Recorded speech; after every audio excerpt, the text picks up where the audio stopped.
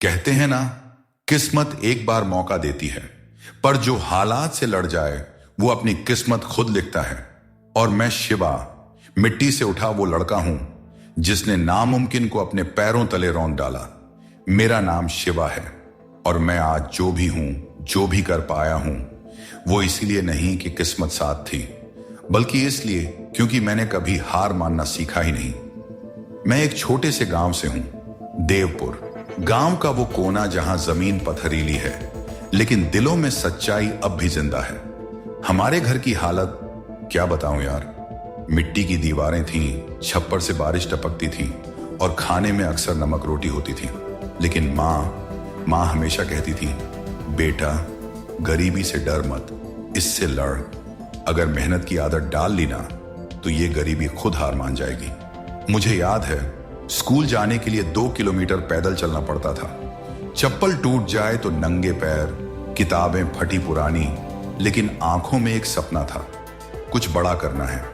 गांव के स्कूल में पढ़ाई नाम की चीज कम और डांट फटकार ज्यादा होती थी। मास्टर जी बोलते, अरे तू क्यों पढ़ रहा है, खेतों में काम करना सीख, यही करेगा आगे चलकर। लेकिन मुझे मां के शब्द याद आते थे। मैंने 10वीं की पढ़ाई पूरी शिद्दत से की, दिन हो या रात लालटेन की रोशनी में पढ़ा। लेकिन जब रिजल्ट आया तो पता चला मैं फेल हो गया, सिर्फ 2 नंबर से। पूरे गांव में बात फैल गई, अरे वो शिवा जो पढ़ लिख के बड़ा आदमी बनने चला था, वो तो फेल हो गया। मैं अंदर से टूट गया था। कई रातें चुपचाप रोया, लेकिन मां ने मुझे पकड़ा और कहा, तू हारा नहीं है बेटा, तेरी तो असली लड़ाई अब शुरू हुई है। मैंने हार नहीं मानी, फिर से 10वीं की तैयारी की। इस बार दिल में जिद थी खुद को साबित करने की। और जब रिजल्ट आया, पूरे जिले में 3रा स्थान। हाँ, वही शिवा जो फेल हुआ था। अब मेरा सपना इंजीनियर बनने का था, लेकिन कोचिंग के लिए पैसे, पापा की सारी जमा पूंजी जोड़ो तो भी नहीं बनते थे। मैंने दिल्ली जाने का फैसला किया। जेब में 500 रुपये थे और मां की चिट्ठी, जिसमें लिखा था, दिल्ली तेरे लिए पराई नहीं, वहां भी तेरे सपने तुझे ढूंढ लेंगे बेटा। स्टेशन पर सोया, गुरुद्वारे में खाना खाया और दिन रात भाग दौड़ की। आखिरकार एक संस्था ने मेरी मेहनत देखी और मुझे स्कॉलरशिप मिल गई। 3 साल की कोचिंग के बाद जब मैंने इंजीनियरिंग की परीक्षा दी तो 1 नंबर से बाहर हो गया। हाँ, 1 नंबर। उस रात मैं अकेले फुटपाथ पर बैठा था। लगा जैसे सारी दुनिया खामोश हो गई है। लेकिन फिर मां की चिट्ठी फिर से याद आई, जो एक बार हार मान ले वो क्या शिवा। मैंने फिर से तैयारी शुरू की और इस बार इतिहास लिखा। अगले साल मेरी रैंक 187 थी। मुझे IIT बॉम्बे मिला। पूरा गांव हैरान था। अखबार में मेरी फोटो छपी। जो लोग ताना देते थे अब तारीफ कर रहे थे। लेकिन मुझे मालूम था ये तो बस शुरुआत है। IIT में दुनिया अलग थी।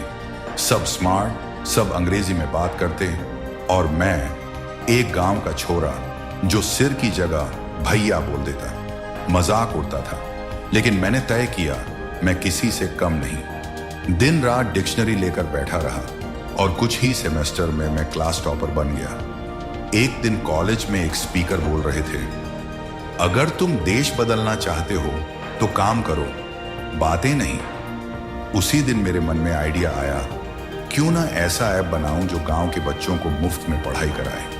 यही सोचकर बना शिक्षा दीप। शुरुआत में लोग हंसे, बोले, गांव के बच्चों को इंटरनेट कहाँ है, तू पढ़ाई कर, समाज सेवा छोड़। लेकिन मैंने सुना नहीं। धीरे धीरे वीडियो वायरल होने लगे। एक बच्ची ने इंटरव्यू में कहा, मैं तो शिक्षा दीप से ही पास हुई, शिवा भैया की वजह से। उस दिन मैं बहुत रोया। खुशी के आंसू थे। कुछ ही सालों में शिक्षा दीप 5 करोड़ बच्चों तक पहुंचा। राष्ट्रपति पुरस्कार मिला, फोर्ब्स में नाम आया। लेकिन मेरे लिए सबसे बड़ी जीत वो थी जब मेरी मां मेरे ऑफिस में आई और बोली, आज तुझ में मुझे भगवान दिखता है बेटा। 10 साल बाद मैं फिर गांव लौटा। जहां मेरा घर था वहां अब स्कूल है। जहां मां झोपड़ी में रहती थी वहां अब लाइब्रेरी है। मैंने गांव के हर बच्चे से कहा, तुम्हारे सपने भी उतने ही बड़े हो सकते हैं जितने शहरों में होते हैं, बस खुद पर यकीन करना सीखो। अगर तुम ये कहानी पढ़ रहे हो और तुम्हें लग रहा है कि तुम्हारी जिंदगी में कुछ संभव नहीं है, तो भाई एक बात याद रखो, कोई सपना बड़ा नहीं होता और कोई इंसान छोटा नहीं होता। असंभव जैसा कुछ नहीं होता जब तक तुम हार नहीं मानते। मैं कोई सुपर हीरो नहीं हूं, बस एक जिद्दी इंसान हूं जिसने कभी कल का इंतजार नहीं किया। मैंने अपने आज से दोस्ती की और कल खुद ब खुद बदलता गया। तुम भी कर सकते हो। हां, तुम भी।